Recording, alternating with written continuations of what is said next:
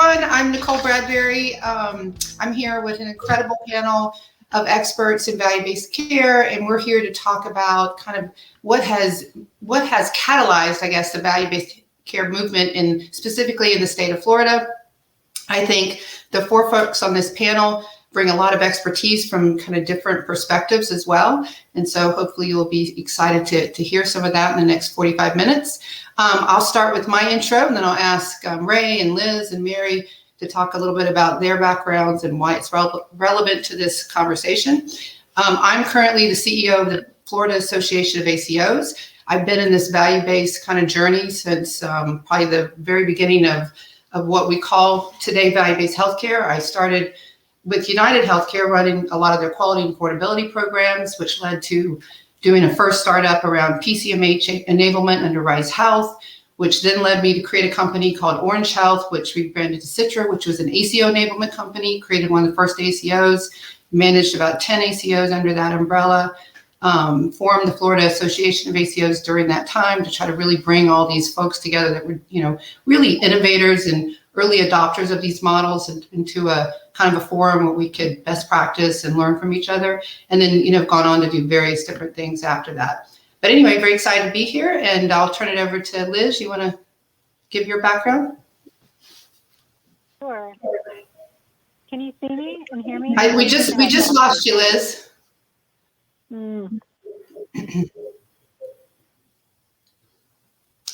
But you know what? Until you can figure out the video, you know what? Let's go to Mary while you're figuring out the video. And Mary from the Florida Hospital Association. Well, thank you. Good morning, everyone. My name is Mary Mayhew. I'm president and CEO of the Florida Hospital Association.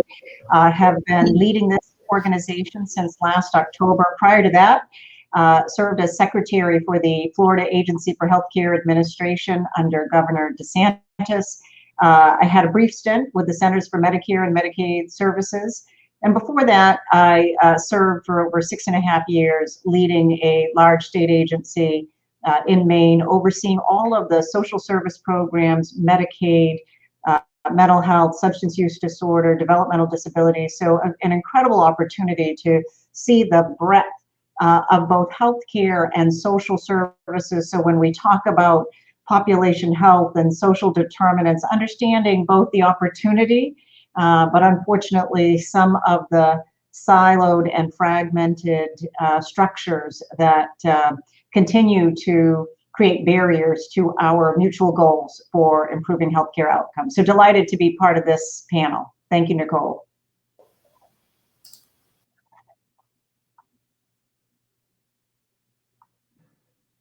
Nicole, I think you were muted, but I think you're asking for me to introduce myself. Okay. So good morning, everyone. My name is Ray Parzik. I'm Senior Director of Value-Based Contracts at Florida Blue. My formal education was in psychology, really working in applied behavior analysis and using principles of positive reinforcement to improve performance. I later studied instructional systems design and performance technology before coming to Florida Blue. My tenure at Florida Blue was about 18 years ago, so I've been here a while, a minute or two.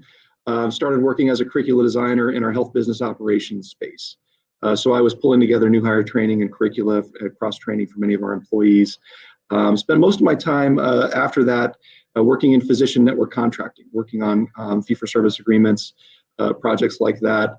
Also working in the affordability area, medical cost management, and then the last decade or so in our alternative payment or value-based area. Just as a disclaimer to everybody, I'm only working in commercial markets at Florida Blue, so I'm not, we have a whole separate unit of our company that works on the Medicare Advantage and government lines of business. So my day job is working directly with physicians, health executives, health system executives, physician practice leaders, creating new payment innovation models, value-based financial incentive plans. I head up a team that does our operations and our administration of those models, as well as promotion of programs to our customers and our members. Our plan has a very long, rich history of adoption of value-based care. Even before the Affordable Care Act, our intent to grow value-based care models was very strong. I do see the ACA as really the first major catalyst for launching value-based models. But I think that we were really already doing it. We were already heading in that direction. But definitely it made us double down Our patient-centered medical home program began in about 2011, really structured around primary care practices. We have about 135 of those that participate with us today, with about 1,700 doctors across the state of Florida. Really one of the biggest PCMHs for commercial that we've seen, promoted across the state. So we're very proud of that PCMH history that we have. In about 2013, we started building accountable care partnerships for commercial members. And we had about 4 in 2013. Today we have like 30. So, just explosive growth over the past several years. About 3,000 primary care physicians participate in our accountable care platform. We've also done some work in bundled payments and episodic payments. All in all, about 1 million members each year benefit from these value-based programs for Florida Blue. Commercial markets, about $6 billion in annual spend aligned with goals to double down. So we're really committed to this, and I'm very excited to speak with you today. Great. Hey, Liz, now that you got your screen back on, can you give us a little bit of your background? Yes, thank you. Thanks for your patience. I apologize for that. This is a new technology for me. I'm Liz Miller. I'm the CEO of Sunshine Health, and Sunshine Health is a Medicaid. So just like Ray covers commercial health insurance for Florida Blue, Sunshine Health covers government-sponsored health programs in the state of Florida. So we serve about 2.3 million individuals in the state of Florida through our different health insurance programs. So about 10% of the population of the state, and that includes Medicaid in a bunch of portfolio of different Medicaid programs, and also Marketplace on the exchange, and also Medicare Advantage. So Medicaid, Marketplace, and Medicare Advantage. That's the government-sponsored program, sort of the complement to Ray's commercial experience that he's speaking about.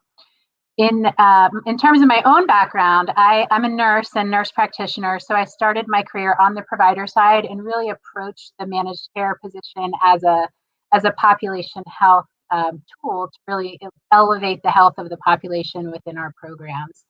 And value-based contracting really is one of the primary tools that we have to do that, to really improve the health of the population that we serve. So that's really, I think, probably it for my introduction. I know we have a bunch of questions to go through. I don't know if we want to kind of start with the questions and go from there. I think we need to, and I think we just lost Nicole. Oh, so, no. I'm going to just maybe help and jump in here in terms of facilitating. And I obviously do not have the questions in front of me. Liz, do you have the questions in front of you? I do. Well, Liz, I do. You are it. All right. So one of the first questions that was posed to us is, what have you seen as the greatest barriers to success for providers transitioning to value-based care?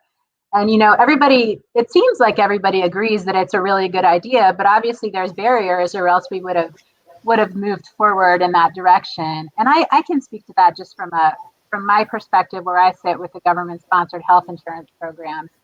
Really, I think one of the biggest barriers is that oftentimes, while it sounds simple, the programs can be very complicated. A lot of times they involve additional reporting or logging into portals, and it's not necessarily integrated into the current routine of the providers that we're trying to align. And the other thing is, a lot of times I'm sure Ray and I could compare our programs, and you can see they differ from payer to payer, even within the same, commercial or government-sponsored efforts. They still differ from payer to payer. So it's complicated and pretty fragmented. So that's one. And probably one of the other things that we experience is that, we oftentimes get an audience with the leadership of an organization, but in order to really effectuate change, the value-based contracting goals have to filter down to where care is being delivered. And a lot of times it doesn't filter down to that level. I spoke with an OBGYN yesterday. We have a value-based program for maternal health.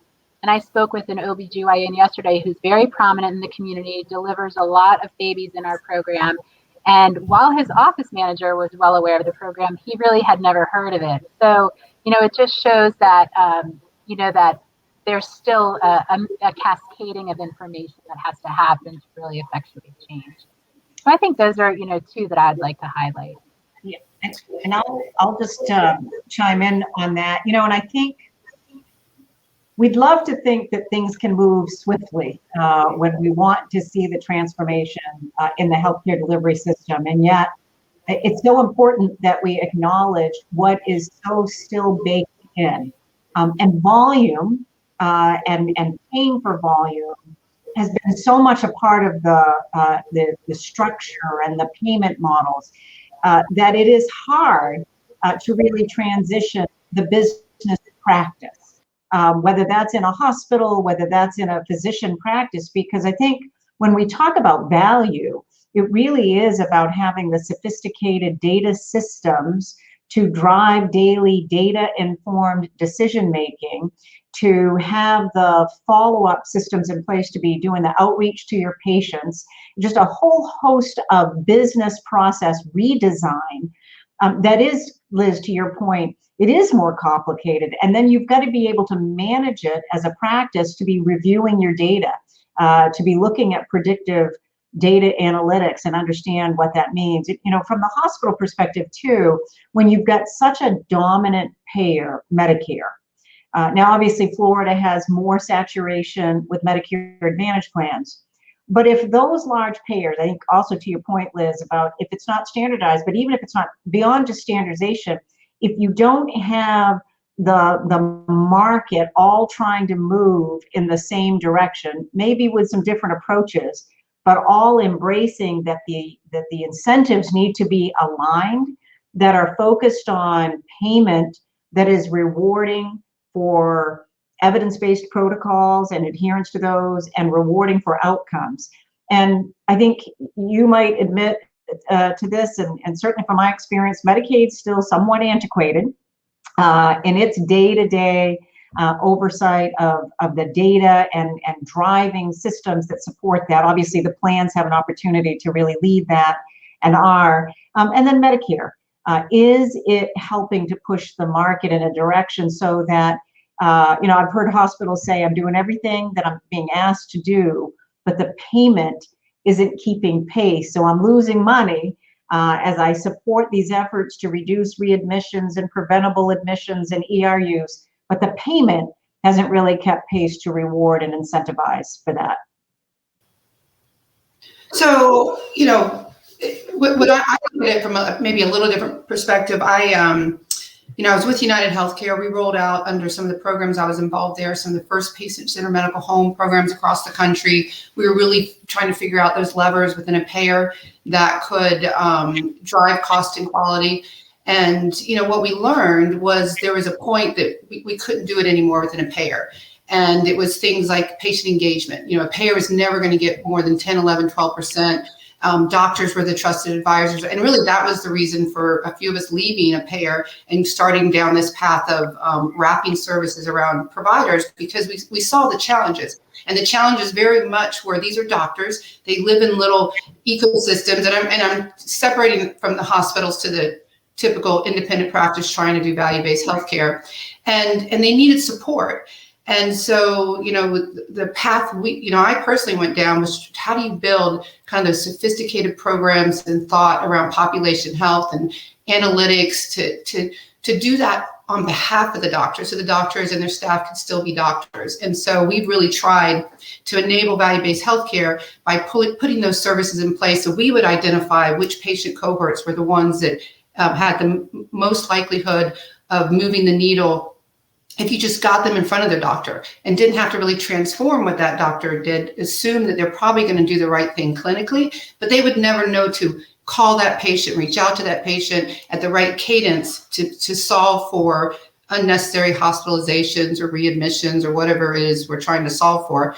And that was really kind of the path that we went down with what we called, value-based or enablement. Flacos was a little bit of trying to pull all those best practices across all these independent entrepreneurs that were early adopters of these value-based healthcare models.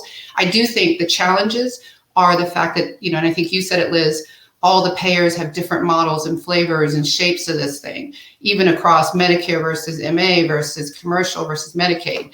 And I think, Mary, from a hospital perspective, the challenge was you have this really successful operating model. It's just completely different than what value-based healthcare, is kind of moving the $1 up to the physician health organization versus the moment they enter the hospital. And how do you make that tremendous change and disruption if you're not going to come back with the same kind of revenue? And so I think there's all these challenges, but I do think in Florida, the good news is that, this path to value-based healthcare is moved faster in this marketplace than a lot of others. I think the success, especially around MSSP, is we have the most successful Medicare fee-for-service MSSP marketplace in the country. I think it comes from the fact that we have a lot of managed care in this state. I think it also comes from the fact that we have a lot of high costs. There's lots of opportunity to move the needle. But I think the good news is we are pretty successful. But I do think providers still are struggling. Hospitals, I think, are really starting to embrace that this shift has to happen if they're really going to embrace value-based healthcare. But I think we're doing good things, even though there certainly is room to go. And to your point, Nicole and Mary, I think, we have seen a lot of success on the Medicare side, and Medicare is relatively sophisticated, particularly for primary care models. But it is, a lot of the population in the state is covered under different programs where the financial incentive is not as apparent. I think it's, there's just not as much gain share possible. And that's where we're really having to, focus now to really move the needle. So for example, in the Medicaid population, reducing admits, readmits in the Medicaid population, or improving birth outcomes in the Medicaid population. And I'm sure Ray has, other examples on the commercial side too, where, while we have seen success in some programs, it's harder with some of the different payer models and structures. Yeah, I would agree with everything that's been said so far. I think for me, just to add to that, it's this notion of one foot in two boats, and you've got the fee-for-service boat, the value-based boat, which is fine. They can coexist unless one boat goes in the opposite direction. And I think that's one thing to consider is I don't know that we've tipped the balance yet. I think there's still a long way to go in tipping the balance of the discussions that we're having away from unit costs to outcomes. I think another thing I would offer to the group to think through is, what do you need to do to get ready for success in a value-based model? And I think some participants really think it's, well, I'm going to get on an EMR, I'm going to hire a nurse navigator, and I'm done. I will automatically win. And it just doesn't work that way. I think things are very fluid. You have to look at data analytics. You have to be willing to implement new projects, each year, and think of new things and new ways and address problems that might be pretty long-standing problems that you have in managing cost in the delivery system in your local market. So using that analytics and being flexible and nimble, being able to implement things differently and get physician engagement is some of the biggest things I think you could do to be successful. Go ahead. I would just, I think that there is great interest among the hospitals, but often, not surprisingly, there are different perspectives and different goals as payers and employers and providers come to the table, and not easily navigated. I think the more that we are able to identify the models, I think a great example, there's been great success around the maternity bundles. Liz, we were talking about those when I was at Medicaid. California's had great success with those. Tennessee has been, I think, an early adopter of those. The more that we can standardize with that approach and understanding of what the expectations are among the providers, the plans, and certainly where some of the purchasers, employers are involved. And I heard that as well from many of the employers here in Florida, a strong interest in this. But I think it's just everyone being able to define things in the same way. Value is not universally defined the same way. What does it mean to truly have a risk-based arrangement? And what is involved in the data exchange timely. I mean, we live in a world where too often we're looking at 2 and 3 year old data instead of quarter over quarter to drive that kind of not only commitment in those risk-based arrangements, but the ability to continually improve and to produce those outcomes. I think, Nicole, to your point, there are smaller organizations where they've got to have somebody helping to support that business model, operations, and analytics to engage. But this is, I think we all agree, this is where we've got to go. One of the questions that I have on behalf of the hospitals is just, how do you really evaluate the duration, the ROI, the length of time, and the resources when we talk about population health and certainly the social determinants? The commitment to produce those outcomes is often in years in order to both produce the outcome and sustain the outcome. And do the payment models really recognize some of those longer term commitments that are necessary? Well, I think that's a great point, because when I was on the payer side, we looked at everything in a 12-month time span, as far as specifically around driving the needle. Everything was within a year, and diabetes management is a great example of that. You really can't manage diabetes in a year. It's a longer term thing. And so when you're talking about an ROI for someone to invest, or a physician group or a hospital to invest in diabetes management, to really drive the needle on reduction in hospitalizations and all the things that they're looking for, it just doesn't make sense. You can't make that happen. And so, because of that, we had always looked at kind of those systemic problems in healthcare that really drive the cost. And what are they? They're how do you reduce ER? How do you reduce inpatients? How do you reduce, unnecessary readmissions? And what are then the drivers of those things? Is it, for readmissions, if you get someone back into primary care within 3 or 4 days, you can really move the needle on that. If you look at what are the reasons people go in the hospital, and probably could have been avoided, an unmanaged cardiac, then you just look at who of those patients have a cardiac diagnosis that should be in front of their cardiologist or their primary care doc every 3 months, and then go make that happen.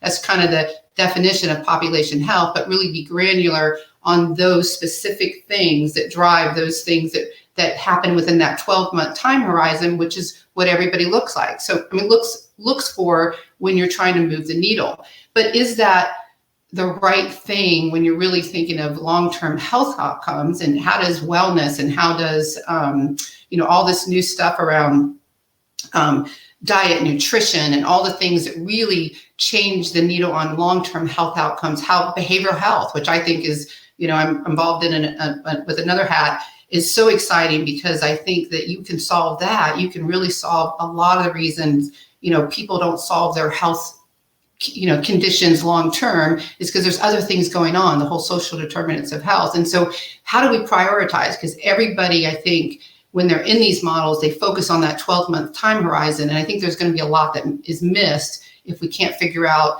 the incentives and the drivers to expand that. So I think great point. I do have a little plug for the state Medicaid program based on that, Nicole. I think we're very lucky to live in a state with such a progressive and thoughtful Medicaid agency. When they established the contracts back in 2018 for 2019 new contract effective date, they built in 5-year quality goals for various metrics. So we had to demonstrate incremental improvement over time, over a 5-year time horizon for quality goals. And that's what we committed to for the state, and then translate down to our providers through value-based contracting. So I think, there's a recognition, at least at the state level, there's a recognition of this longer term horizon to achieve some of these quality outcomes, but it's the translating it down to the actionable level, again, is now it's where the rubber meets the road to really try to make it, that 5-year time horizon. But I'm so glad you brought up data, Mary, because I do think that is one of the biggest opportunities that we have to really not use this claims data, that can be retrospective, multiple years, and is, full of noise, but to really start to figure out more two-way, real-time, actionable data that really can impact care at the time of care delivery. And I think we do have a good opportunity to better leverage the event notification system at the state in a consumable manner for all providers, really, so that they can engage with people in the emergency room and work on discharge planning, things like that. I think it takes a long time, but we have like this, foundation of the event notification system to start helping us with actionable data. And the only thing I'd add too is we're trying, annual enrollment's a 12-month process, right? So they're in, and then sometimes they leave after a year. So those longitudinal outcomes are very difficult.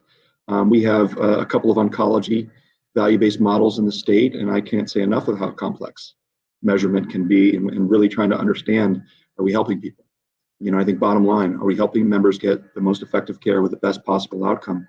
That doesn't fit neatly into a 12-month annual enrollment cycle. We are starting to look at financials multi-year and try to build benchmarks that make sense, that providers will be willing to continue participating in, other than a quick one-year win and we can't cut bone, so we're out. So we're trying to make things a little bit more sustainable, but it isn't easy. I think that the nature of our products and plans and offerings and how consumers purchase healthcare, it creates unique challenges, which raises the level of sophistication needed around the table to understand how we're setting financial and clinical goals. And I think that we've got a lot of opportunity there as we go forward. Well, and I think we have the benefit too of a lot of work that I'm sure you all are intimately familiar with, but through the Centers for Medicare and Medicaid Innovation, so many of the pilots that have been funded through that initiative, there are lessons learned that if we can look for opportunities to draw from those experiences, just in my experience overseeing efforts to integrate behavioral and physical health. And beyond just the infrastructure, trying to evaluate it from real data. So using behavioral and physical health, if you are on antipsychotic medications, you are more vulnerable for diabetes. So just asking the question of the practices, the primary care side of the equation, have they been screened for diabetes? And evaluating that and seeing that was not routinely happening. So how do you start to leverage what we're learning? Nicole, you've been involved with the patient-centered medical homes for years. I think it's taken some time to really hone in on what it means, because when we talk about the management of chronic disease and so many of the contributing factors that lead to preventable use of the ER or preventable readmissions, it does come back to how do we effectively support the team in a primary care practice that can engage with their patients in a way and support. Obviously, I think technology is helping to transform so much of that engagement with the real-time remote monitoring that is going to make a difference. And then how does all of that help to further support all of our efforts to drive toward the contracts and the value-based approaches? But if you don't have the day-to-day tools, the team, if you're not being paid to have the social worker, the dietitian, and the nurse care manager on your team, or you don't have the data support, it's difficult to have the buy-in related to risk, which is, I think, ultimately where we need to get in order to create the right incentives. But you got to have those tools. Yeah, I agree. And I think, there's lots of exciting stuff coming into family care, primary care. You mentioned, the behavioral stuff and certainly understanding all those social determinants of care and how they drive health outcomes. But, some cool stuff coming along is just genomics. It's like, primary care to identify someone has a predisposition for something. And therefore, because of this, we might look a little deeper into this causation for their diabetes or their, whatever chronic condition it may be, or even their mental health. This genomics can drive, different mental health outcomes, even though the same person could have had the same experiences and same life. And so there's lots and lots and lots of cool stuff that drives to better long-term outcomes. We just got to make sure that the risk models and the payment models align to assent those kind of innovative things so that they'll come in and we can, think outside of that, again, 12-month horizon. But I want to be conscious of the people that are putting questions in, and it looks like we have one from Ryan Westerson. Has COVID-19 aided or impeded progress towards viable models of value-based care? I have an opinion on that, but I'm going to ask Liz, you want to take from your perspective on the Florida payer to what you've seen over this past year or so? Sure. I think, sorry, my computer's making a ringing sound. One thing over the past year, what COVID has how the period has really impacted us is when I think about value-based care, purely financial alignment, so full risk or upside or downside risk, full risk arrangements. The COVID period has really, any predictability during that period has really been difficult. So we saw a dip in utilization. So there was a lot more margin during that period of time. So any provider with a shared savings or an upside, really had a lot of financial opportunity during that period because they benefited from that depressed utilization. But as utilization, A, COVID utilization peaked, or B, deferred utilization has returned, providers now may be hesitant or at risk because they may see a future where medical expenses, could really increase beyond what we would have typically predicted in a non-COVID period.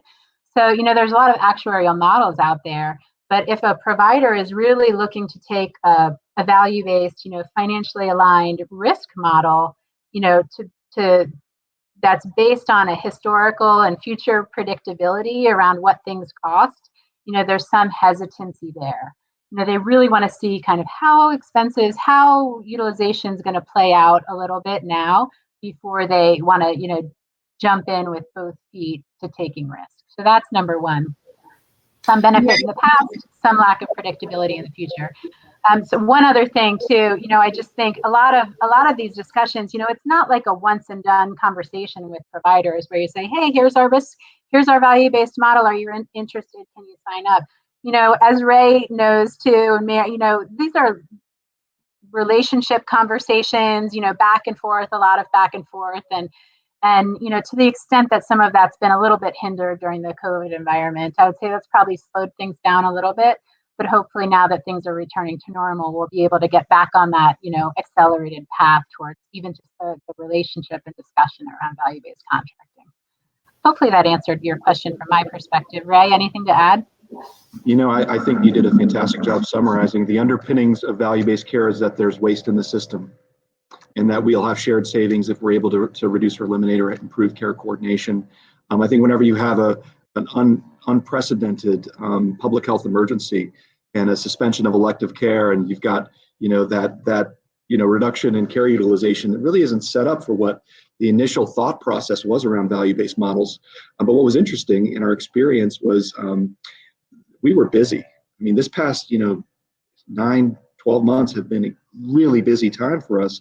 A lot of conversations with a lot of different provider types all across the healthcare delivery spectrum, where I think folks are just aware. And I think that the COVID-19 pandemic in and of itself is a catalyst for value-based care. It really does make us look at healthcare delivery and predictability and talking to our facilities about revenue impacts and talking to our providers about utilization decreases and promoting those that are embracing technology and have telehealth, and really looking at how can we enable members to access care and talk about behavioral health. So I think it's been, in an interesting way, I think it's been a very promoting, spirit, very good spirit amongst all of our participants, and it's been conducive to growth. I think the other thing that's interesting is there's some desire to identify and remove any implications of the public health emergency from the financials. And I think that's really challenging for a plan to determine which members even had COVID-19. Do we have all of those on the claims? How do you manage that? But I think we've been very early vocal about, the underpinnings may not be the same, and having downside risk penalties for the public health emergency, it just doesn't make sense. So I think we've been able to get some, good reaction, some good faith, some trust out of this last year or so working with our participants. And I know, Mary, the hospitals have been on the front line of COVID in so many ways, with certainly overutilization in the ICUs and in the preventative stuff. So just your perspective of kind of hospitals in general and how they've been impacted. Yeah, well, and I think that the word catalyst is probably the most positive thing that we can talk about as it relates to this unprecedented pandemic. It's hard to reflect on the pandemic and use it as any other barometer or an approach to evaluate the system, because it was so chaotic, so disruptive. But it did serve as a catalyst on a number of fronts. We don't need to spend a lot of time. I think we're all grateful for what it has done for telehealth, for the skyrocketing availability and now utilization of telehealth, and how that begins to address a number of the challenging barriers. Busy primary care practices, busy pediatric practices that now have this added benefit to remotely support their panel of patients and still accommodate in-person visits to balance and manage those effectively. The other, though, that I think is important, and one of the things that Florida has not been very progressive on, and that is HIE. And so where some states have access to health information exchanges, real-time access to clinical data that is shared in a region or throughout the state, we really don't have that. Liz mentioned the notification systems, which are truly going to be significant, are beneficial today, and I think we can continue to build on those. But through the pandemic, and while it wasn't an HIE or it wasn't necessarily clinical data, what I saw regionally was an opportunity to share data. And in this instance, it was more public health data, utilization data, capacity data. But I think we've got some strong foundation there to continue to build on, especially as we talk about population health. How do we leverage these very expensive systems that hospitals and other providers have had to invest in to really allow us to look at the population health of a region? And I saw some amazing innovation regionally among the health systems with the work that was done. There wasn't time to be able to, we needed to urgently be able to evaluate trend related to COVID and hospitalizations. And I saw in some incredible work, incredible commitment to innovation in order to get that data quickly and then to manage that data. That's exactly what we need when we talk about our population health goals and the value-based equation that we want to drive. So I'm very optimistic that we've planted some incredible seeds or created a foundation as a result of the pandemic. We now need to think about how do we leverage that? How do we build upon that, particularly because of so much of the data reporting that the state demanded, that the federal government demanded, a lot of creativity on how to do that efficiently and effectively. And I think we need to go back at that and think, well, how can we do the same with the kind of clinical data that is needed? So yeah, that's, I think, you see it from the hospital perspective. I saw a similar thing on kind of the ACOs, that had already come together. And I actually see a lot of questions about infrastructure and how do you do this. I think that, the COVID pandemic really underscored how important value-based healthcare has become. Without these organizations, these ACOs, and others that had built this infrastructure around these groups, I think that we would not have been as quick to adopt telehealth, would not have been as quick to be able to use analytics to prioritize who needed to come in, who didn't need to come in order to be able to serve those most in need. I think, you referenced the innovation that came out of the hospitals. I think a similar amount of innovation came out of these groups that had brought in analytics and care coordination tools and telehealth tools, and they were able to really leverage all of that investment in order to help everybody through this COVID pandemic. And so I think it just underscored the value of what we've built here and what we continue to build even more as we think about the future, what's needed, where do we need to go. I think absolutely the innovations that came out of this are going to be 4x, 5x. I think the payers have probably seen, where the holes are, where they need to, help and support and maybe even be creative in how we support all of this innovation and infrastructure, and and just to be able to answer some of the specific questions that have come through. How do provider organizations begin to hire folks if they didn't have this infrastructure in place? I think the answer to that is really be part of either a physician health organization that's part of a hospital or a physician health organization that's part of an ACO, because independents aren't going to be able to put all of that stuff in place. So join some entity that has it, that can support you, and we'll continue to drive these models and the sophistication around these models. I mean, that's from my opinion how it has to work. Yeah, Nicole, I just, on that one too, because I mentioned that, I would just say, particularly when you're talking about practices that happen to have significant percentages of Medicare and Medicaid, I do think it has been problematic to not have a reimbursement model that is accounting for the costs associated with that team-based approach, the clinical team, the social services team. And it is a bit of a chicken and an egg. When they are approached to engage in a value-based model, but haven't had the resources committed that support that hiring, that training, and that restructuring. I think over the last 10 years through the ACA, it did try to provide incentives through Medicaid to support the development of the health homes, the behavioral health homes. So I think we need to look at ways that acknowledge that has not necessarily been the model in that primary care, in that pediatric practice. How do we, you obviously mentioned there are opportunities to join forces, but are there other opportunities, grants, federal incentives that would support some of those capital resources for that transformation that then aligns with the value model that we all know is so critically important?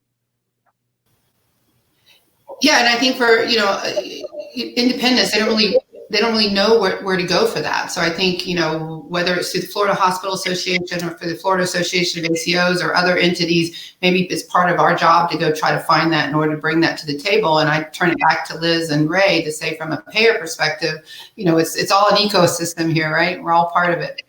Yep, and you know what? We have great examples across Medicare, Marketplace, and Medicaid across all of our programs, different provider types that do it well. So we have great primary care providers. We have, great home health providers. There's people that do it well. And so to the extent that just like in anything that we do, that we can learn from best practices, if there's a provider that's wondering, how to do it, where do I start? Your health plan's a resource for that. We can connect you with tools, we can connect you with people, that can help show what's worked for others and help to create that plan to get there. So I would certainly reach out to the health plan as a resource for that. That's one of the best components of having these value-based relationships, is it's a springboard for collaboration on many different topics and many different pain points. So I think that health plans do have a good complement of resources, particularly behavioral health. I think just to put a different spin on the question, on the matter, just the sensitivity of the information share. Just trying to measure behavioral health and report it.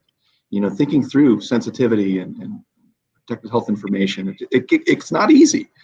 So I think it does take us all to kind of put our heads together and come up with models that can really make progress in this space. And I was going to say the same word, Ray, collaboration and the collaboratives. When you think back about Medicare and its efforts to focus on readmissions and infection rates, they funded the QIO. And those QIOs serve to be conveners to identify those best practices for hospitals to learn from one another. And this goes back now 20 years. Have we created that same kind of commitment to convene and support primary care, pediatrics, OBGYNs, other key specialists, so that they have that that collaborate. And I know, Liz, you all are doing that. Other plans are doing that. So I think it's just, how do we make that information better known?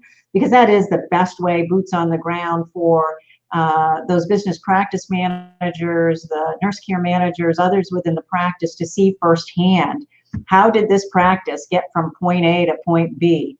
Because there's a lot of, think about when we wanted to make sure that providers were checking the prescription drug monitoring program before prescribing an opioid, just the redesign of the process and the information that needed to be made available to the physician in advance, just understanding, I think sometimes we take for granted. There are system changes, and by system I mean small internal business flow, workflow models that need to be adjusted, that they can learn from the plans and all the work that they're doing with some of those practices that have been pioneering this and really do have some great lessons to share. So we have 5 minutes left, or actually 4 minutes left. So I just would turn it back to each one of you to say, you know, as we're thinking about value-based healthcare, we certainly have talked a little bit about the future, but if there's one or two things that really need to happen or you think would really propel value-based healthcare from your perspective, where you sit, what would that be? And Liz, your mic's on, so I'll let you go first. And, you know, we did really already talk about what I think it is, and that's the data sharing and making sure that we have real, actionable, close to real-time data that everybody agrees upon that can be shared. And, you know, this, there's always the question, and it came up, you know, do we need to all have the same goals and the same models in order to make it easier for providers to move the needle? You know, I don't think that we need the same goals and the same, but we need the same sets. We need to agree on what sets of information we can share. And, you know, because I think that's the only way it's really going to get done, is if we can all come to agreement on that. So data sharing, really consistent, clean data that's actionable, I think is what's going to help us move forward. Right? I'll pile onto that. Yeah, I couldn't agree more, Liz. I think that's one of the most important things. It's the lifeblood of successful programs. You know, it's having good analytics that really help you pinpoint opportunities and promote those activities to attack those opportunities. I think from my perspective, behavioral health is probably one of the things that I think we have to get into our programs. We have to figure out, how do we measure it? How do we report it? How do we give the information on, here's some members that need some attention?